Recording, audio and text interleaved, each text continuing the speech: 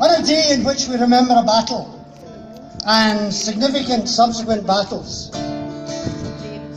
I've got to say that as a Scots-born person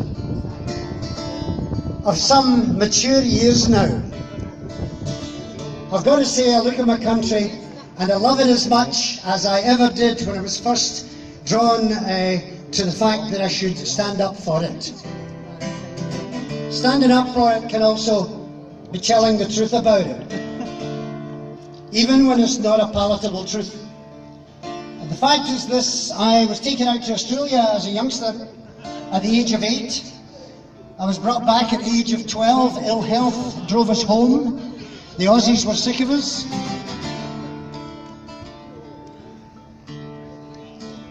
And from that day to this, I've looked at my country with mature eyes. I was brought up for the 4 years that I was in Australia, partly in a school called Lakemba School for Boys, which was an interdenominational school, religious-wise and otherwise. In other words, we had Catholics and Protestants, Methodists and Baptists, all for an hour a week. Like demented amoeba, we separated into various other little closets to be given our own drilling. And for the rest of the time, we were getting on with the business of getting on with each other. And it left me so free of a lot of the hang-ups that assail my friends and neighbours on the west coast of Scotland particularly.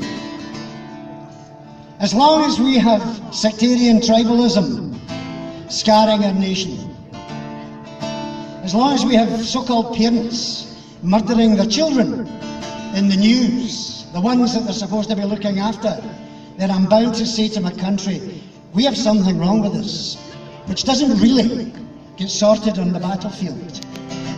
It's the hearts and minds of people.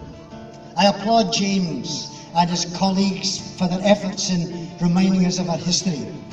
God bless them in their efforts. But one thing I've known about the past is there's no future in it. And you don't need to be a genius to work that one out.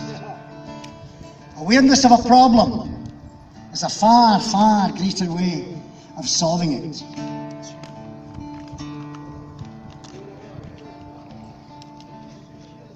There once